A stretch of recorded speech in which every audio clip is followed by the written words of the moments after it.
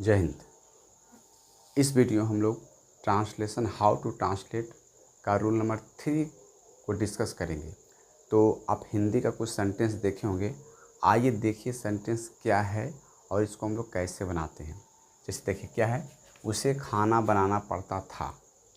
मुझे इस परीक्षा में 450 अंक लाना है। तुम्हें कल पटना जाना है। मुझे इस किताब को आज पढ़कर समाप्त कर देना है।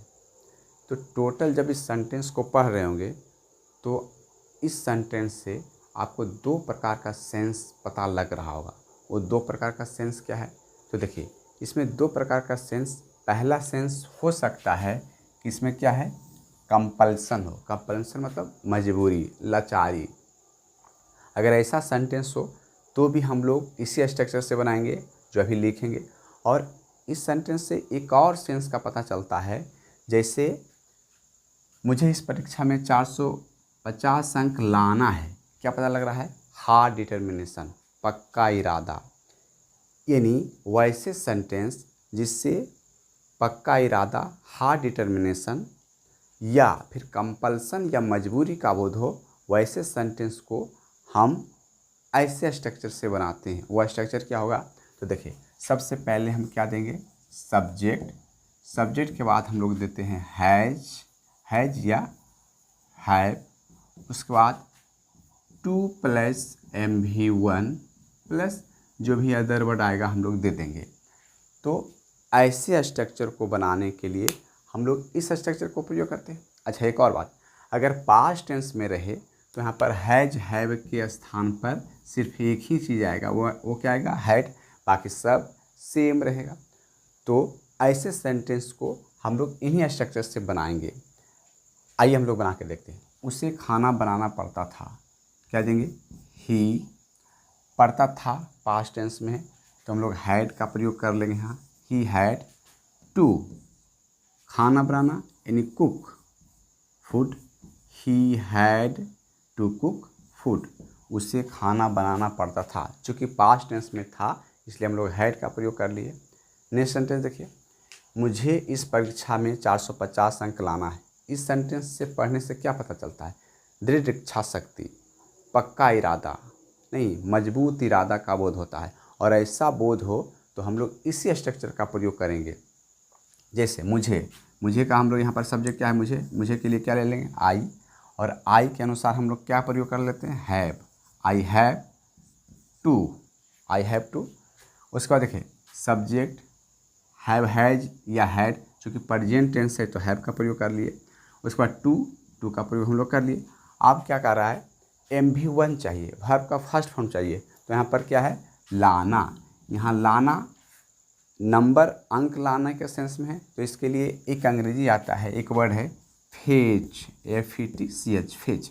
आई हैव टू फेच कितना मार्क्स, तो 455 मार्क्स इस परीक्षा में, इन दिस एग्जामिनेशन,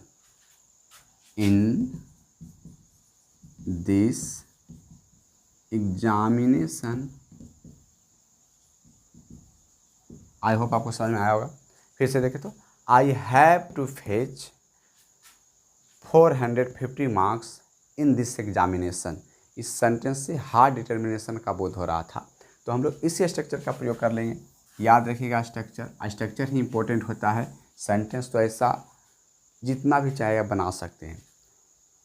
तीसरा सेंटेंस, मुझे कल पटना जाना है।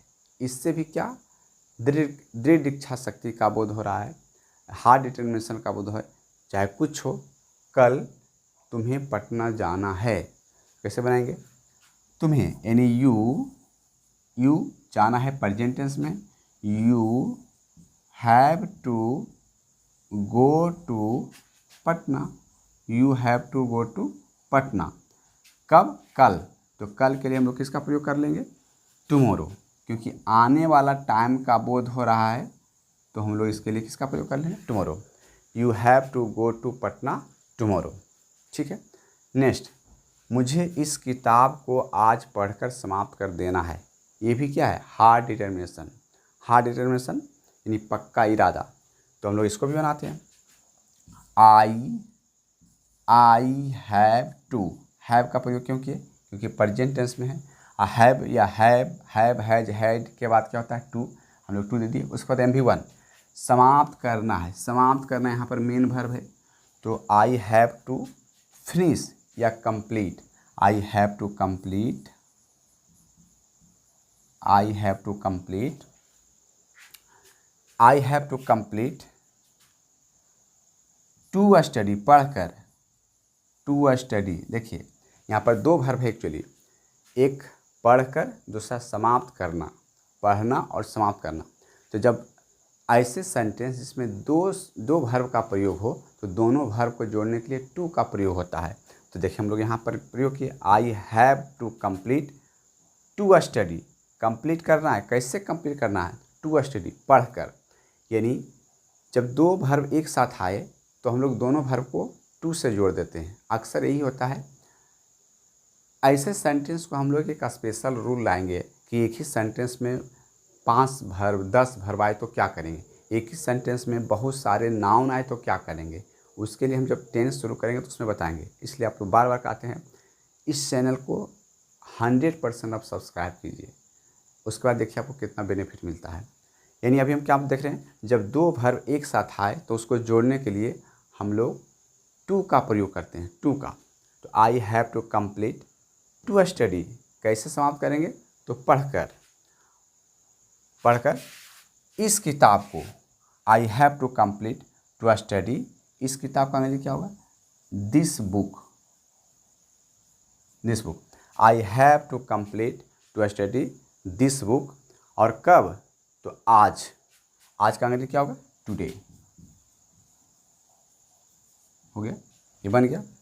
नेक्स्ट हम लोग देखिए, राधा को स्कूल जाना पड़ता है, राधा को स्कूल जाना पड़ता है, कैसे हमने, अच्छा जाना पड़ता है, ये क्या है? जाना पड़ता है, गौर से देखें तो प्रेजेंट टेंस का है।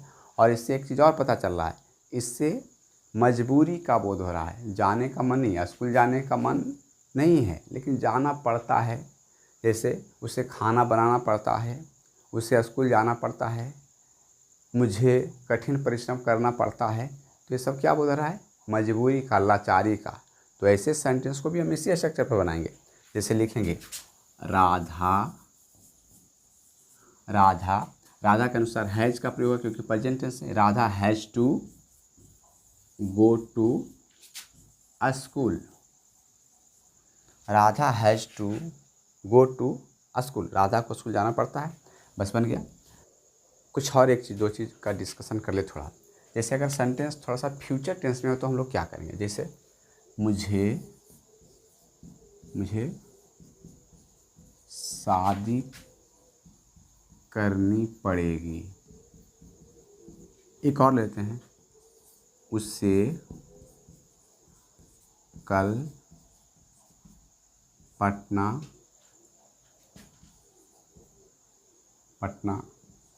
जाना पड़ेगा। मान लीजिए ऐसा सेंटेंस आ जाए जो क्या हो? फ्यूचर टेंस में है। हम लोग प्रेजेंट और पास्ट का हम प्रैक्टिस कर चुके हैं, उसको देख चुके हैं। अभी क्या रहेगा? फ्यूचर में रहेगा। फ्यूचर में रहेगा तो हम लोग क्या करेंगे? बस कुछ नहीं करना है, क्या करना है? सब्जेक्ट के बाद शैल या विल का प्रयोग करेंगे, बस उसके बाद सेम रहेगा। यानी देखा जाए तो ऐसे हो जाएगा, पहले हम लोग सब्जेक्ट लिख देंगे, उसके बाद यहाँ पर शैल या विल का प्रयोग कर देंगे। अब प्लस, जब शैल या विल का प्लस हो जाए, प्रयोग हो जाएगा, तो उसके बाद केवल और केवल किसका प्रयोग होगा? हैव का प्रयोग होगा। अगर सिर्फ फ्यूचर में रहे तो, क्योंकि हैव के बाद शैल या विल क्या है? मॉडल है, और मॉडल के बाद हमेशा MV1 का प्रयोग होता है, इसलिए हैज का प्रयोग होगा नहीं, हैड का प्रयोग होगा नहीं। किसका प्रयोग होगा? केवल हैव का प्रयोग, हैव का।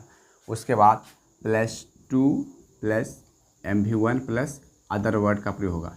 ये कब होगा? जब फ्यूचर टेंस में हो और कंपल्सन का प्रयोग हो या फिर हार्ड डिटर्मिनेशन का प्रयोग हो, तो हम लोग इसका प्रयोग करेंगे। यहाँ पर हैव के स्थान पर हैज का प्रयोग नहीं होगा, ना तो हैड का प्रयोग होगा, केवल हैव का प्रयोग होगा। उसके पीछे रीजन यही है कि शैल और विल क्या है? मॉडल वर्ब है, मॉडल वर्ब। और मॉडल वर्ब जिसकी संख्या 13 है, और 13 के बाद केवल MV1 का प्रयोग होता है। हैव MV1 है, हैज क्या है? हैव का 5वां रूप है, यानी सिंगुलर फॉर्म है। हैड भी क्या है? V2 है, हैव का क्या है? V2 है। तो ये स्ट्रक्चर बनेगा कब? जब फ्यूचर टेंस में रहे और कंपल्सन यानी मजबूरी दिखाए या हार्ड डिटर्मिनेशन दृढ़ इच्छा पक्का इरादा दिखाए। तो 2 सेंटेंस हम लोग बना लेते हैं। जैसे मुझे शादी करनी पड़ेगी, क्या होगा?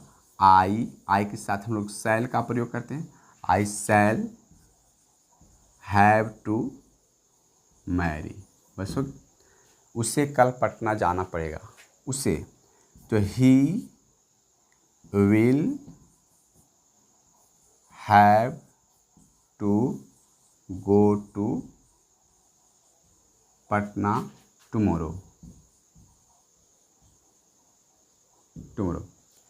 उसे कल पटना जाना पड़ेगा। He will have to go to Patna tomorrow. आइए कुछ प्रैक्टिस के लिए हम लोग को सेंटेंस लिख देते हैं। जैसे प्रैक्टिस 1,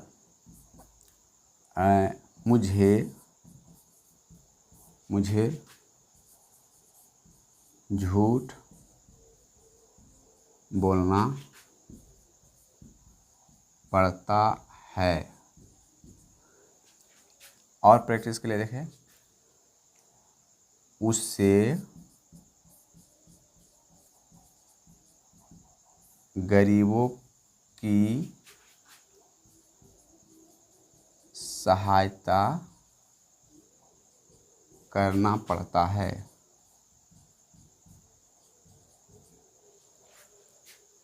और देखिए तो नेताओं को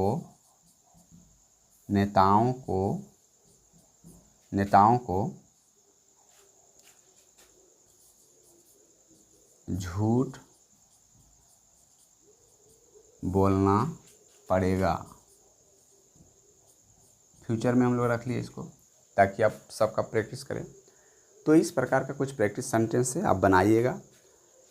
प्लीज़ इस चैनल को सब्सक्राइब कीजिए, अच्छा लगे तो लाइक कीजिए। आइए कुछ प्रैक्टिस लिखते हैं आपके लिए बनाने के लिए, आप बनाइएगा। और नहीं बनेगा तो कमेंट सेक्शन में इसको पूछिएगा। जैसे तुम्हें झूठ बोलना पड़ता था। कंपल्सन है, मजबूरी है। नेक्स्ट, भारतीय किसानों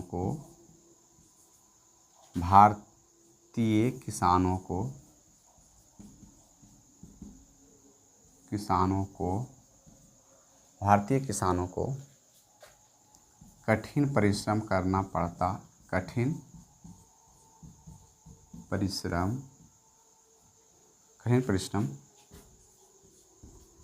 करना पड़ता है।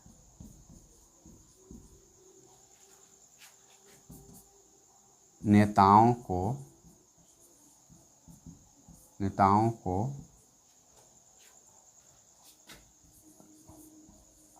झूठे वादे करना पड़ता है। नेताओं को झूठे वादे करना पड़ता है।